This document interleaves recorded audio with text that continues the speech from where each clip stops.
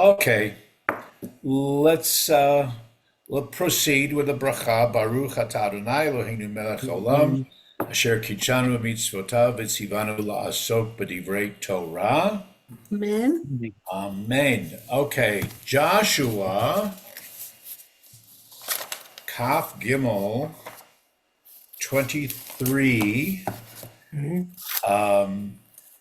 23 and 24. And I thought we would read these in their entirety,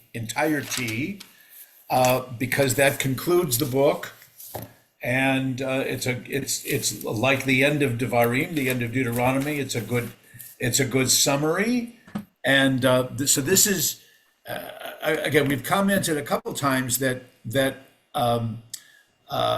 there are moments in the Joshua text that seem very reminiscent of the end of Moses's life, and everything from the way that Joshua structures his commands and his advice to the people, to now he's going to have kind of two farewell sermons, and goodbye, and summarize all of the history for those who don't remember or those who weren't there. And it's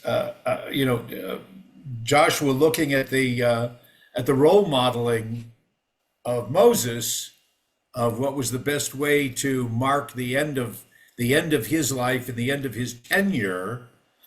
Although Joshua doesn't necessarily identify a successor, and that's something that we can be talking about anyway. So let's turn to chapter 23. That Joshua is now 110 years old, and he looks out at the people. He picks up his megaphone, and and says, "Okay, everybody, Shema Yisrael, listen to what I have to say," kind of thing. All right, we can read it slowly, and and pause whenever we see a phrase or something that leaps out to us. I'll begin. This is the translation that I have from the British, from the Soncino Press of Dr. Cohen. It came to pass after many days, when the Lord had given rest unto Israel from all their enemies round about. Joshua was old and well stricken in years. He was about 110, the tradition tells us. Joshua, Why the word stricken? why the word stricken? Stricken. I have advanced in years. I mean, stricken sounds awful. Let's see. What's the Hebrew?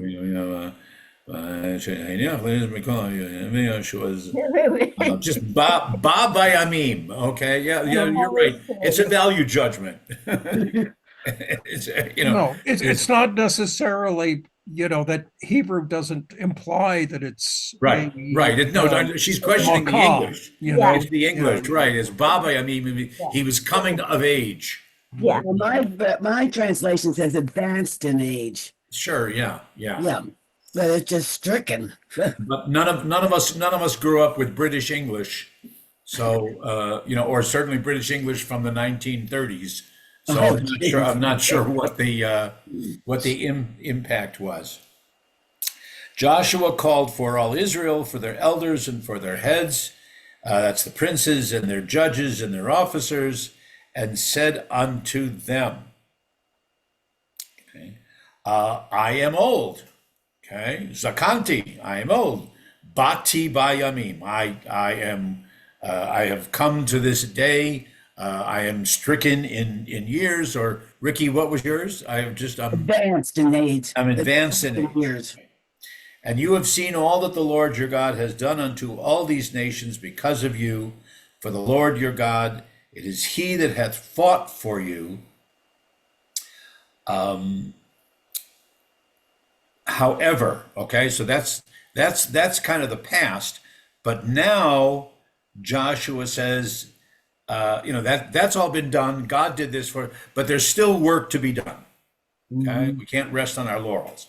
Behold, I have allotted unto you an inheritance according to your tribes, these nations that remain from the Jordan, with all the nations that I have cut off, even unto the great sea, toward the going down of the sun. Yeah. That's a narrative phrase, from the Mediterranean until To the west. right Yeah. until okay. And the Lord your God shall thrust them out from before you and drive them from out of your sight. You shall then possess their land as the Lord your God spoke unto you. Therefore, we know this phrase, okay?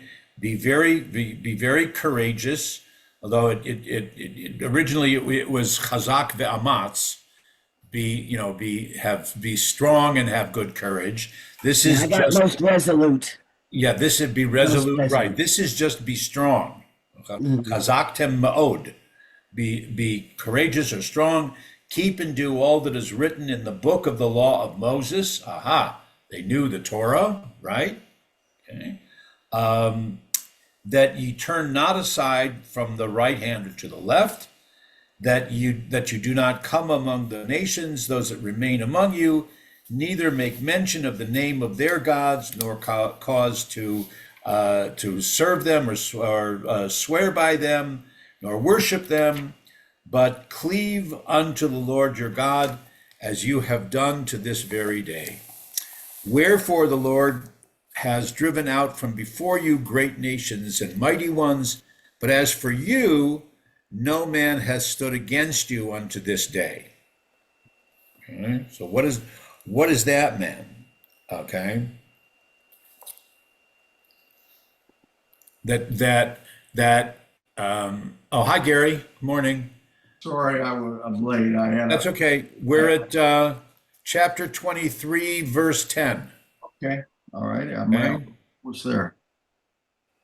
or 9 and 10. All right.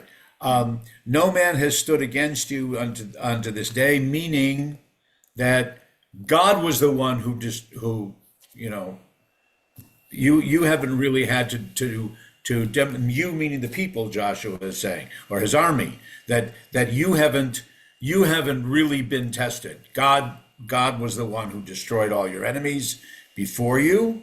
Okay, so that, and as in 10, one man of you can chase 1,000. For the Lord your God, it is he that fought for you, as he spoke unto you. Take good care, take good heed, therefore, unto yourselves, that you love the Lord your God, la'ahava et Adonai Elohechem. Else, if you do in any way go back and cleave unto the remnant of those nations, even those that remain among you, and make marriages with them, and go into them, and they to you, know for a certainty that the Lord your God will no more drive these nations from out of your sight. But they shall be a snare and a trap unto you, and a scourge in your sides, and pricks in your eyes, until you perish them off this good land which the Lord your God has given you. Okay. Pause. Right?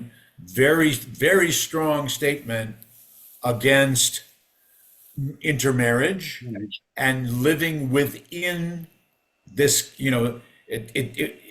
living within our people. In other words, don't marry someone from one of the other nations and bring them into our people, into our community, lest they be a trap and a snare, right? Okay, can I And ask a question? and unless you perish, or unless you are lost, Yeah, could is I ask a question? of course, of course, of course. Yeah, yeah. Well, we know that a fact that there was intermarriage and there was No uh, question. influence of foreign influences that were very active. In that later, there were calamities that were attributed to the people, not not secluding themselves from, from these other influences. Now, I'm just wondering, and it's recognized that this is not a factual, historical, careful account. This is our mythology, our Right. people's mythology, and sometimes things get added on after the fact. So I'm just wondering, according to, I don't want to just throw it out there, but I want to know if it's an opinion of accepted scholars that this speech of Joshua is not actually Joshua's Right. speech Sure. as it was given, but are there elements here that were sort of attached onto Joshua's speech after the fact? So, people could say, hey, we told you so. You didn't listen. Right. Well, and it's a consistent message. It's a consistent message of, don't interact, don't intermarry, et cetera, et cetera, et Yeah, cetera. but I'm just wondering Yeah, if chronologically Joshua didn't actually necessarily say all these things, Uh, that it was right. added on It's afterwards, very, somebody who decided what Joshua probably would have said or should have said, or very, very, very possibly. And all the comments or all the commentaries jump in and say, but of course the children of Israel didn't listen to what Joshua said. Mhm. So The opposite of don't intermarry caused other problems. Like the Ashkenazi that only marry within the tribe. The gene pool is getting smaller, and all of the medical issues from marrying first cousins and all of that, because almost every society has a taboo against marrying too close to your own family blood. and before they knew anything about Yeah, genetic they didn't reality, know that then. why do you think that was?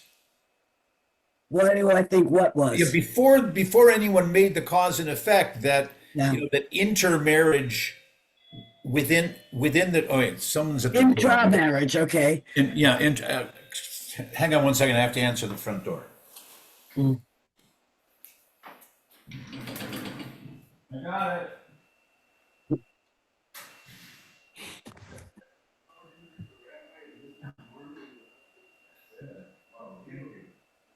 Thanks so much. Got it. Okay. Have a great day. Thank you too.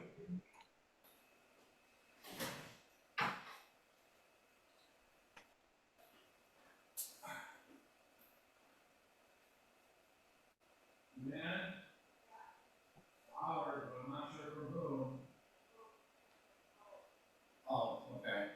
Well,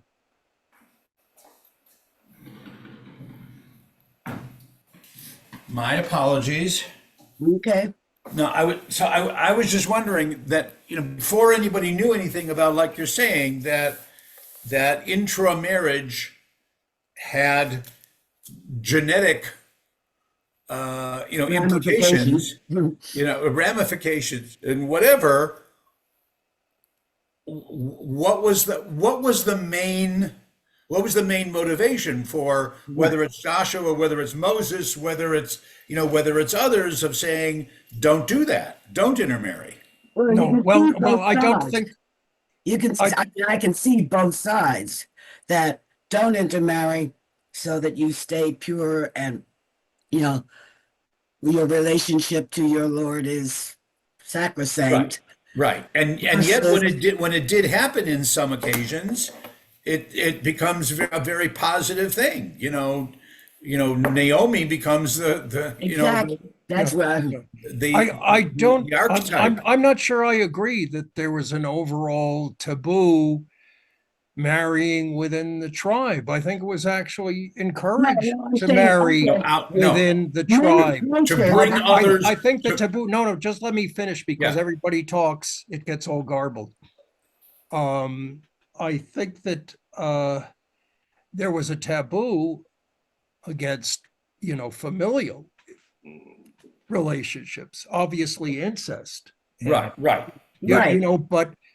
but not, and it really continues in many cultures that one of the problems in the Arab community in Israel is that, you have Arab villages that are all cousins, and they like to marry within the village. And there are, peculiar genetic syndromes that are popping up in the Arab community in Israel that are otherwise would be pretty rare because they do marry within the Hamula, and those genes come up. So I'm not. We're saying, there was obviously a taboo marrying, within the tribe. I don't think there was a taboo. I think it was encouraged. That you always wanted to marry within your people. No, there wasn't culturally- necessarily No. that I'm familiar with it in Torah or this part. No, There I wasn't was- there wasn't, like you say, prohibited sexual relationships, incestual or adulterous is one thing, but the prohibition or the warning against bringing someone from one of the neighboring tribes, not tribes, from one of the neighboring peoples or one of the enemy peoples into the community and marrying them. That's consistently Okay, I brought it up that many cultures, other cultures have the taboo of not marrying, too close. I mean, look at all the kings in Europe. They all went crazy because they were all cousins and stuff. Mhm. I mean, it's so many examples of where it doesn't work, to marry within a close familial, relationship. that wasn't prohibited in the Torah. No, I know it was. I Right. was saying that. Right. I brought it up when you were talking about don't intermarry. I said, let's look at the other side, where the intra-marrying caused other problems, I believe is how I opened my statement, which they, of course, couldn't foresee at that time. They didn't have enough history to see that marrying too close within your gene pool causes problems. Right. No, Medical problems. they didn't have. Right. Mary, come on. Come on. One of the things, Ricky, about the marriages at that time is the issue of, Get a little closer to your mic. Thank you. okay, Yeah, that's better. that the issue of land. Because if you married from another tribe, the issue is about what do you do, or what do you do? And that's the story with the women that Right. want to have some land, because otherwise, if you are in Yehuda and you married someone from Benjamin, so what happened to the land of the guy from Judah? So you have that component here, not just the religious, and I think that that's a very strong one, Right. especially if the man married a woman. No, if a woman from Judah married a Benjamini, so what happens to his land?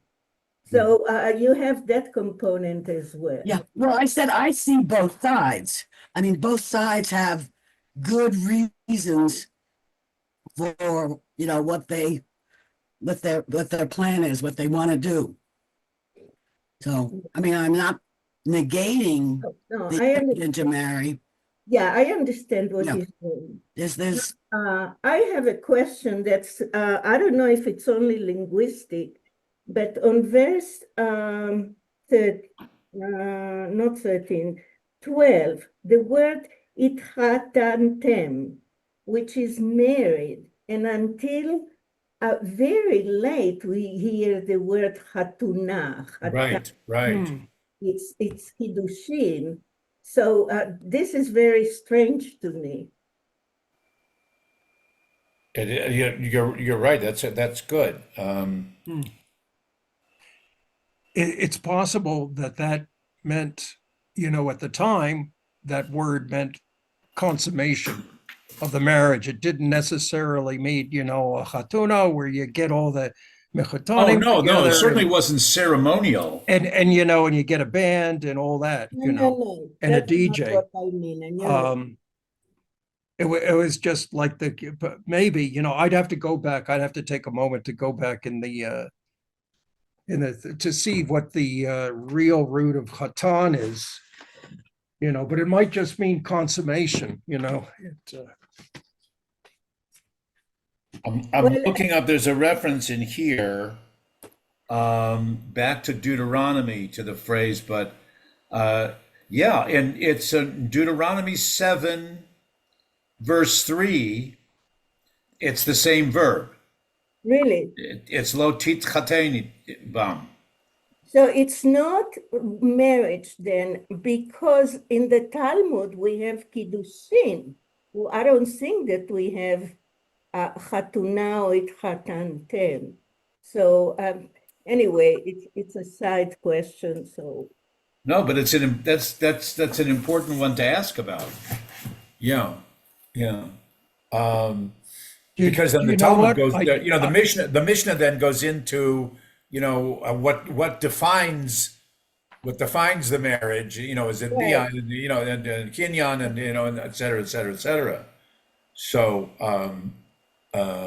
you know, whatever. But you know, is the primary? Go back to the way I was trying to phrase my question. Is the primary motivation in those days, even knowing that Israel was going to backslide, but is the primary motivation to not bring, let's say, wives, okay, you know, the wives from other nations, to bring them into our community, our people, so that they would be, you know, they would bring their own gods, they would bring their own worship, and snare. Is that the only motivation? And what does that say about, if you then jump to contemporary times, what do you do about all of the strong impetus in our day towards accepting those who wish to live, who marry into or wish to live in our community without a formal conversion or something like that? I mean, I'm reading. There's a new biography, and it's excellent. There's a new biography of Rabbi Alexander Schindler, who was the head of the Reform movement, he was the prime spokesman for the notion of what they called outreach, of making those people who had married into the community, making them feel all the more welcome and comfortable, things like that. So, and that's been the tone of certainly the North American Jewish community, you know, for the last 40 years or so. That it kind of smacks right in the face of Moses and Joshua's, you know, warnings on their, almost like on their deathbed. Yeah. Well, I think also, and I'm sure the rabbis can agree with this, that at the time that the Bible was supposedly written or inspired, there wasn't really a concept of religion. True. There wasn't. This was part of the state, the nationality. It wasn't recognized, you know, at the time that, oh, well, we have different ways of looking. We're all different. We have different ways of looking at things. You know, one person's got one religion, one person has got another. It wasn't even part of the vocabulary that there was, you know, religion. It was people who are nationhood, and as Miri said, it was land oriented. So this was part of the nationality, and nationalities happen to be, you know, want to perpetuate themselves, and they can be a little bit zealous, or, you know, about it. So there wasn't a recognition. Well, you know, we have to understand other people and, you know, welcome them in, you know. It wasn't, this was just part of the nation. There's us and there's them, and we want to preserve us and perpetuate us. Miri, please. Steve, I think that you're not accurate because the issue of who do you worship, that's what's the religion part. And one of the things that they try to avoid is that you don't start worshiping their God. It's not just the nation and the tribes and the people, but the issue of not starting worshiping them, their gods, was very, very important. So that's one thing. The other one that I want to mention is the issue of gerim, the people that come to live among our people, that have almost the same rights and duties as the rest. So what about them? If there was a girl that comes from Canaan or I don't know where, what about that person? Can we marry that person? Well, but we're not accepting their quote unquote religion because there isn't Right, so religion. they have to start. As long as they're accepting our Well, God, but as there you is say there in is the- there's in the no ritual. there's no particular description of a Beit Din, that says, oh, okay, Christine, here you can come into the community, but you have to promise such and such and such. It's they're trying to put the fence up and avoid it entirely by not allowing Christine to come in at all. But there were gerib, as Miri is pointing out, but Right. if they were had demonstrated one way or another, and obviously there wasn't exactly a Beit Din, but if they had demonstrated to the satisfaction of the community that they were accepting Well, then the way of then life and were you did have different categories. You had the ger, you had the ger toshav, and you had the ger tzedek. Right. Right. Yeah. So there were different categories of the stranger in your midst, the one who dwells amongst you, and then the one who becomes a righteous Right. And in righteous Paul, covenant. we did see that when you enter another land, that you had to destroy all these little statues, and they were afraid. I mean, that point is a very poignant one that has been mentioned very clearly. You can go over there, you can kill them, and one of the things that you're not allowed really to do, and I wish I knew where it says, is to worship there. And there was fear that some people would like these little statues. Right. Right. Right. Okay. All right. and I guess there was Go a ahead. question about the word lihit chaten, Yeah. the root of which is actually is chatan.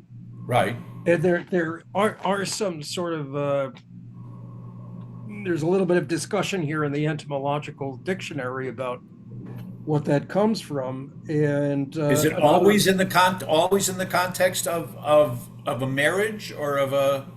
No, I'm just looking because lehit chaten is hit pael from chatan. Right. Yeah. So, That's so, why- but the only thing I can find here is chatan, Right. So what and under chatan, it can mean a young man. There wasn't in some Semitic cultures, there was a custom of just circumcising before marriage, and so that's maybe it's instead of hatan is hatach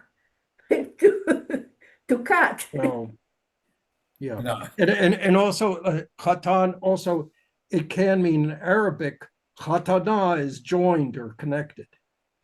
Yeah. Well, that would make sense. Yeah. Okay. That would- But that would make yeah. So it's not necessarily. I guess the concern was, the formal marriage ceremony is something that was much later. Oh yeah. There is no. There's no. And so this isn't a formal marriage. This is just a some sort of consummation. But it adds further credence to what you were suggesting before, is that some of this wording and some of this sermon is a later addition with different terminology than what they would have been using back in Joshua's time. Yes. Yeah. Although it also could be, and any of you who have stood up in front of a group and done any kind of talking, is you wind up, whether it's intentional or unintentionally, you wind up using the same phrasing that your teacher or predecessor, whatever, used. So if Moses used that verb, Joshua could use the same verb, in his exhortation to people of don't do this also. And the people hearing it would understand, oh yeah, that's right, Moses said the same thing. I guess we better listen. Yeah, and even today, under the chuppah, we say Harayat Mekudeshet. and Sure. not to Right. do Hatuna. Yeah. Right. Okay. So we're at 14, which kind of begins the second half of this farewell address, if you will. Hinei anochi holech hayom b'derech kol haaretz. That's a different kind of euphemism. Like I am going to join my ancestors. It would, behold, this day I am going the way of all the earth.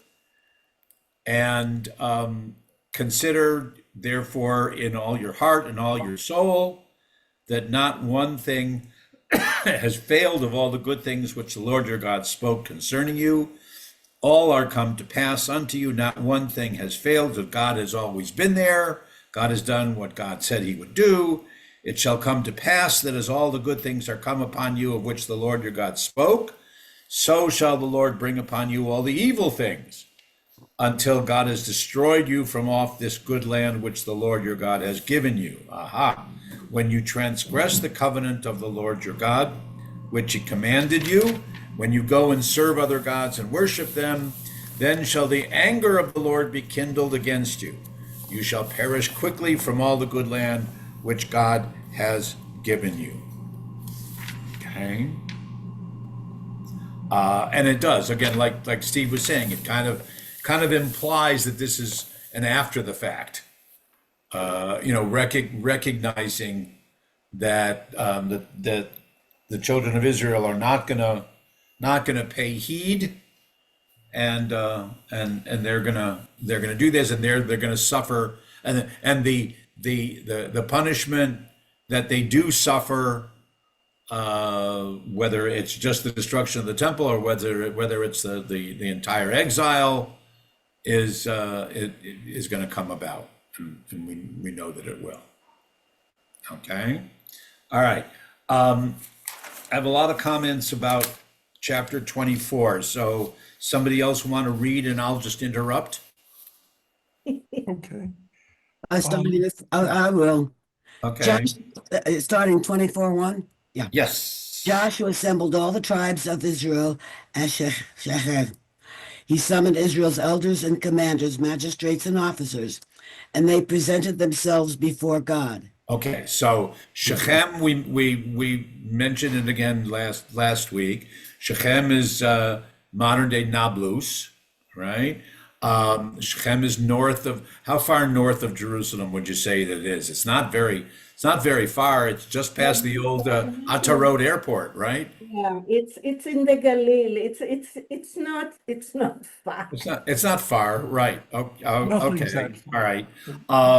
That's where Abraham had built his first altar to God, and where Joshua, it's near where Joshua had built his first altar. It's within eyesight of Mount Ebal, up there. Okay, so Yeah, at the same time, that's the place in which they circumcised all the Shechemites. right. So they were there already. Yeah. The and so here,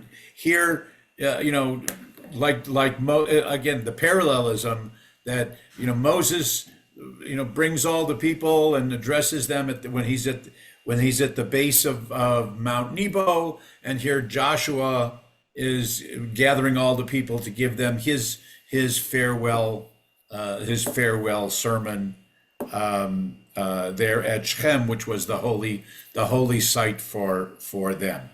Okay, Ricky, you can go ahead. Okay. Then Joshua said to all the people, "Thus says the Lord, the God of Israel. In olden times, your forefathers, Terah, the father of Abraham and father of Nahor, lived beyond the Euphrates and worshipped other gods.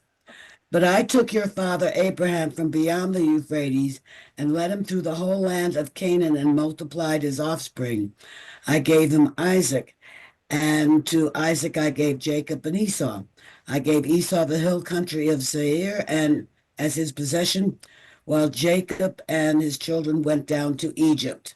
Yeah, Moses doesn't go that far back in when he does his history lesson, right? So Joshua goes all the way back to Abraham. Okay. Then I sent Moses and Aaron, and I plagued Egypt with the wonders that I wrought in their midst, after which I freed you. I freed your fathers from Egypt, and you came to the sea. But the Egyptians pursued you, your fathers, to the Sea of Reeds with chariots and horsemen. They cried out to the Lord, and he put darkness between you and the Egyptians. Then he brought the sea upon them, and it covered them. Your own eyes saw what I did to the Egyptians. Okay. Okay. Oh, I'm sorry. Finish the verse. Oh, okay. After you had lived a long time in the wilderness, I brought Okay. you to the land of Okay. the. Oh, I see where you're. Yeah, Okay. yeah, All right. Just the end of 7. right. Okay. All right. You dwelled Yes. in the wilderness many days. Okay. Okay, yeah. The important part in verse 7 for the later commentators is Vatirena Einechem, is that you were all eyewitness to this.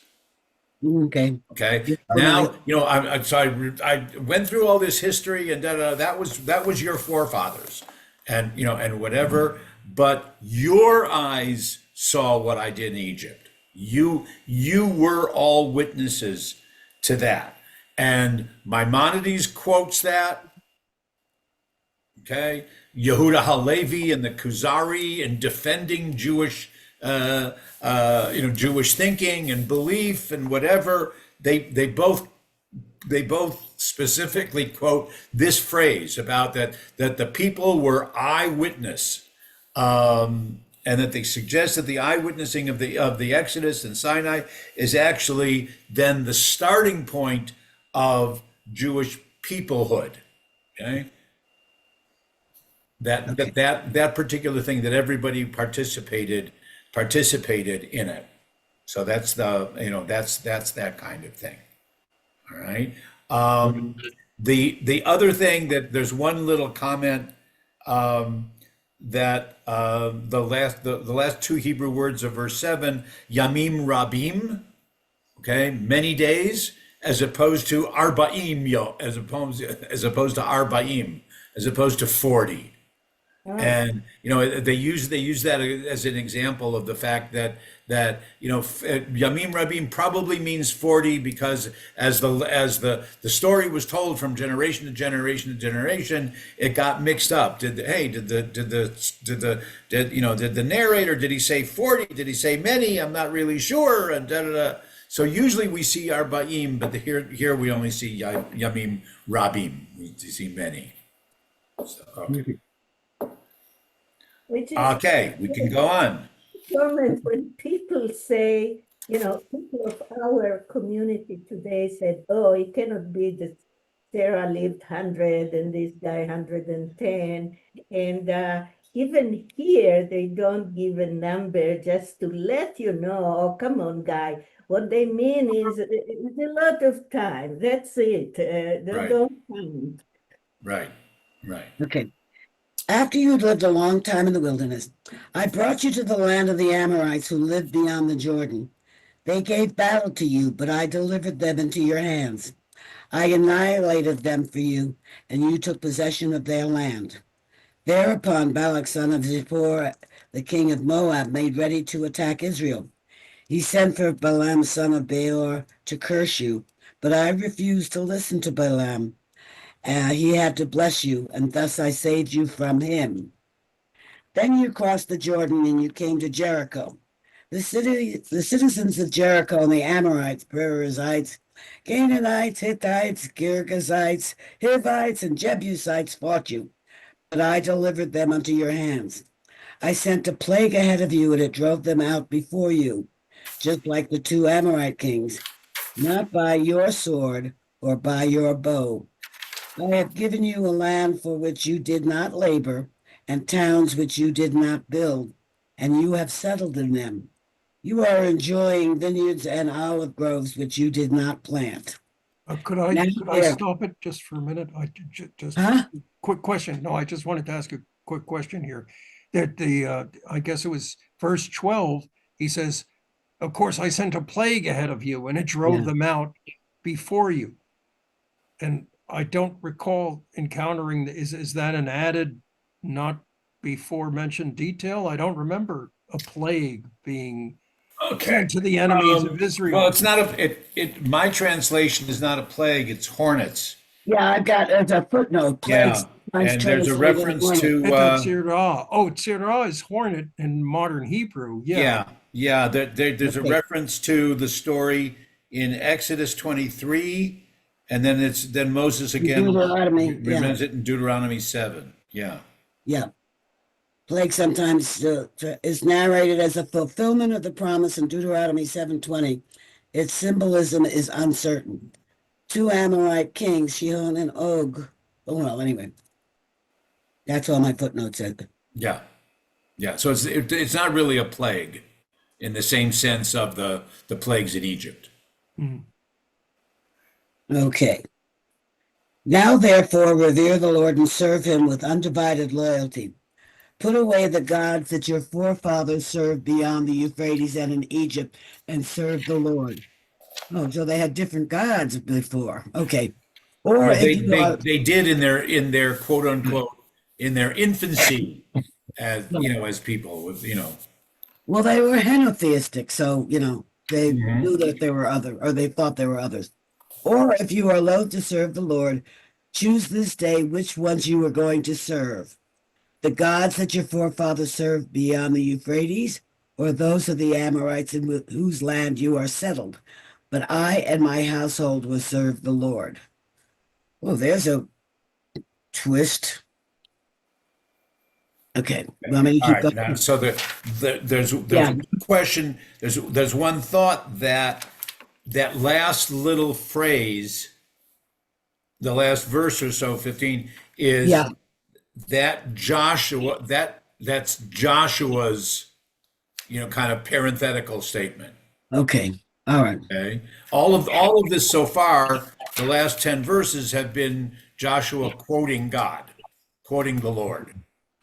But then there's one thought that maybe that 15 might be, however, if this doesn't seem right to you, da da da da da. But this is what I'm doing. Okay. I have, as for me and my house, we will serve Adonai.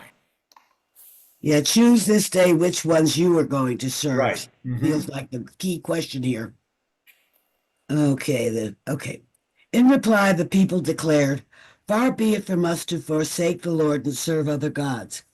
For it was the Lord our God who brought us and our fathers up from the land of Egypt, the house of bondage, and who wrought those wondrous signs before our very eyes, and guarded us all along the way that we traveled, and among all the peoples through whose midst we passed. And then the Lord drove out before us all the peoples, the Amorites." Well, there was a whole bunch of them, but anyway, "that inhabited the country. We too will serve the Lord, for he is our God." Joshua, however, said to the people, "You will not be able to serve the Lord, for he is a holy God. He is a jealous God. He will not forgive your transgressions and your sins.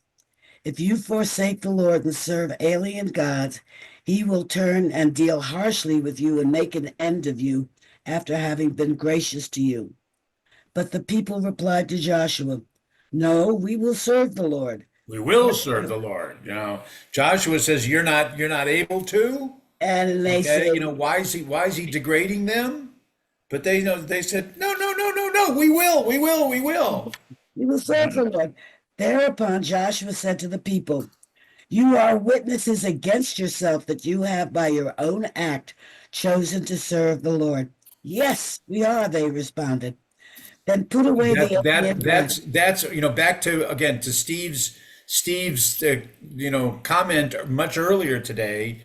That's kind of either reminiscent of, or it's the same as the section in Isaiah where Atem Edai Ne'um Adonai, you are my witnesses.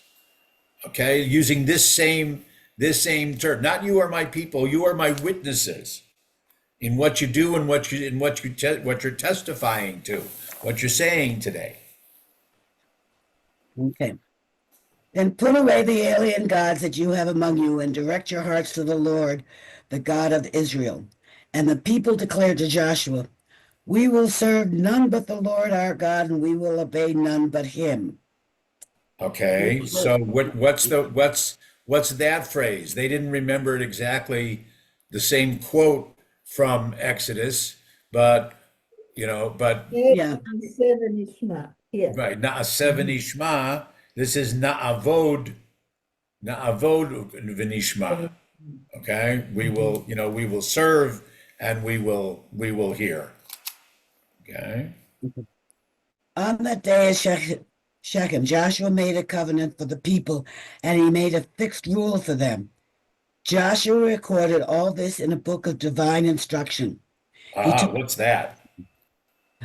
It's the Luchot that, yeah. Yeah, I mean Joshua was had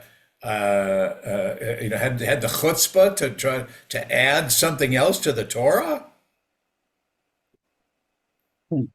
We don't really. The comment here, it may indicate that he wrote them on a scroll, which he deposited in the ark together with the tablets of the stone.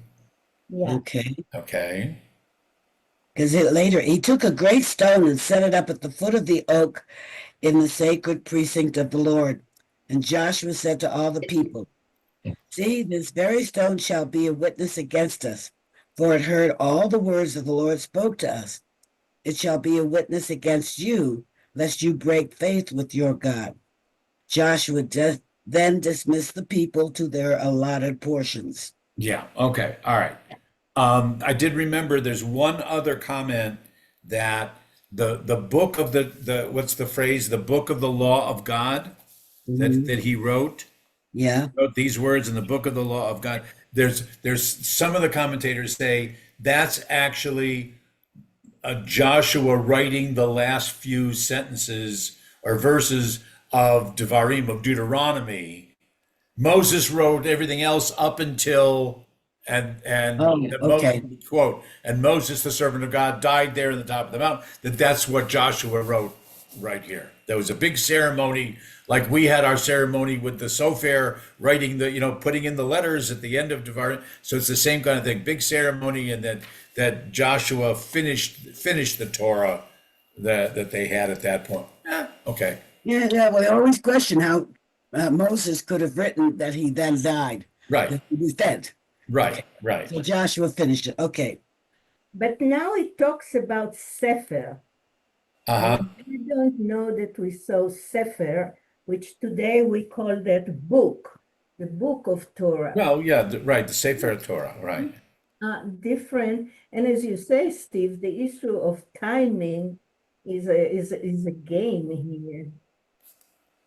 They weren't literate to write, first of all, and in the Sefer. And later on in Mlachim, they talk about having this Sefer by the king, and Right. we have to go by that. Anyway. Yeah, Moses only refers to a Sefer in one particular place, if I remember correctly. I'll have to check. Yeah. After these events, Joshua, son of Nun, the servant of the Lord, died at the age of 110 years. They buried him on his own property at Timnath Serah in the hill country of Ephraim, north of Mount Gaash. Israel served the Lord during the lifetime of Joshua and the lifetime of the elders who lived on after Joshua. Okay, so they put that in as kind of the epitaph that when Joshua was alive and the elders who served with him as on his council, so to speak, they didn't do all these things that Joshua was concerned about. Okay. Okay. Israel served the Lord all the days of Joshua and all the days of the elders that outlived him. Okay, and they respected, they acknowledged, they respected the commands of God. But And who had experienced all the deeds that the Lord hath wrought for Israel. Okay. The bones of Joseph, which the Israelites had brought up from Egypt, were buried at Shechem in the piece of the ground which Jacob had bought for 100 kisatas, okay, from the children of Hamor, Shechem's father, and which had become a heritage of the Josephites. Eleazar, son of Aaron, also died, and they buried him on the hill of his son Phinehas, which had been assigned to him in the hill country of Ephraim. That's it. Amen. chazak chazak v'nit chazek. There's the end of the book. Okay. All right. All right. And again, some of the literature makes big things about, like, so Joseph is buried there Right. because they say that when Joseph when the brothers sold him into slavery, that was near Shechem, and that he's buried at that same place, and etc. And that's still where Joseph's tomb is today. It's a holy spot, and it's protected by the Israeli army, even though it's in the middle of the West Bank or whatever. So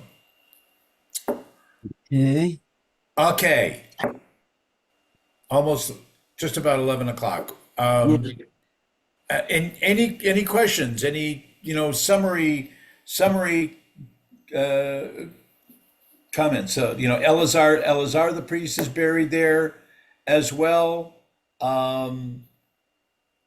Phineas. Eleazar is to Joshua as Aaron was to Moses. Okay, Eleazar is the high priest during Joshua's leadership. Okay. So it's in Moses and Aaron's case, Aaron dies first, but here Joshua dies first, then Eleazar follows him. Well, one thing I want to share with you, and it might be sacrilegious. Now, for me, until Joshua, it's not history, but it's story. And Okay. now, and I usually was talking about more Mlachim, the kings, as starting something that can be traced as history. And I was wondering to share with you, now that we read Joshua, after saying Abraham, Yitzhak, Yaakov, and all that, the entrance and the conquering of these people now sound like maybe the beginning of some kind of history. And I'm not sure, because it's killing the people that are in what we call today Israel or whatever, Canaan. So I don't know if you share that with me or not. And I'm skeptical about the issue of Joshua as starting a different type of writing and books that we see. Oh, definitely, it's a different type. Yeah. And whether you use the words like story, history, or whether it's more of a document that's that's describing the human activity as opposed to God's activity in the lives of human beings. Yeah, yeah. Which, yeah, That's why which some people don't like, I call the other part as a mythology, talking about our story that was created to understand, who we are and how it happens and so forth. And I know that we have Jericho, Jericho, and I don't know what archaeologists found there. One thing is that it was the first city in the world. no, the oldest city, yeah. Wasn't Yeah. that Damascus? No, it's Jericho No, precedes Damascus? Jericho, yeah, Jericho is, you're right. Yeah. Yeah, so if you talk about that, I think that the entrance that we created here into Joshua is a very interesting for us as studying Torah and getting into, as you say, a different type Yeah. of narrative. Okay. Yeah, I've got a question about Shechem. Yeah. The origin of the word, in modern Hebrew, it's shoulder or a back. Uh-huh. Is there some geographical reason that it's reminiscent of a shoulder or a back or any sort of because that no place names were ever plucked out of thin air. No, of course, right. There was always a reason for the name of a place. So I'm just wondering if Yeah. there's any discussion about the origin We of might have to go back that into place. the, in to some of the stuff when I think the first time that Shem is well, we have to go all the way back and, and find where the first times are that I that, think it's what mentioned as a Sarah- place, I suppose. Sarah, when he gives her to the king of Shem, isn't that one? To Shem?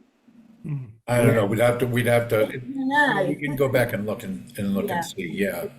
But there might, you're right. It might refer to, something that, that it looks like, it was shaped like, or that's what the tell looked like or something. I, don't know.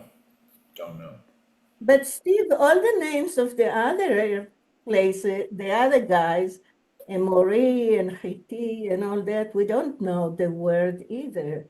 So it might come Well- from not Ivrit, but Yeah, it might be a, I just the general that there might be some that are a little bit obscure, but right. It might be the general Proto-Semitic, trend as we say. Right. is that it comes from something, Yeah. Yeah.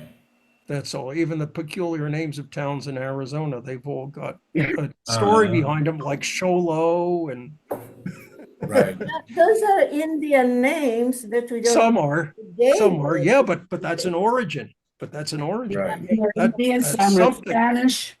We got a lot of Spanish names too. Right? Gary, you're the military guy. Any insights or comments that those of us who don't have military background, you see in any of these stories or anything that might be informative or entertaining for us? No, not entertaining. I don't, I wasn't looking at them from that perspective. Okay, all right. Okay, all right.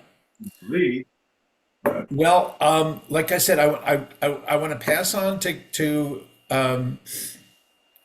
Marty Cohn the invitation to have a discussion with, because I don't know if I'm going to be able to be there on Saturday, to have a discussion about if there are people interested in what the next book that we could attack.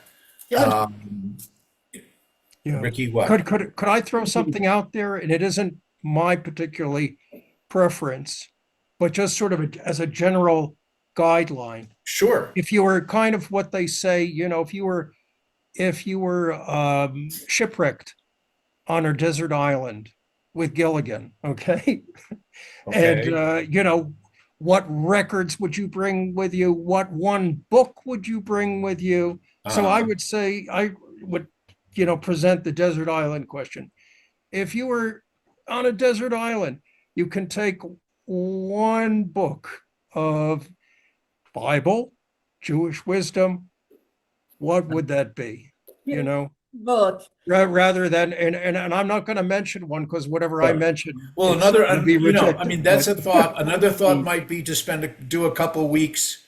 Although I'm not sure exactly how many, whether it's the Tuesdays or whatever, but do a couple sessions on Pirkei Avot, Yeah, Yes. which Okay. traditionally read between Passover and Shavuos, or another. And certainly, there are people that have asked about, and there are some new, very interesting commentaries on the Psalms, on Tehillim. So, I don't think that we can get, especially over the summer. I'm not sure that we can get into an almost every week kind of thing. But maybe if we can find, so here's a block of 2 or 3 weeks at a time, and then we're off for a couple of weeks, and then try another 2 or 3 weeks or something like that.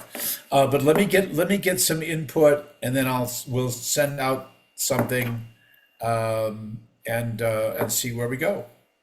Okay. Okay. Okay.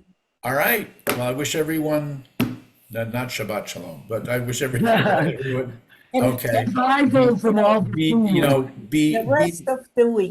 be well, right? Okay. And we have Yom HaShoah, and we have Yom HaAtzmaut, and everything all coming up soon. So may those all be meaningful for us too.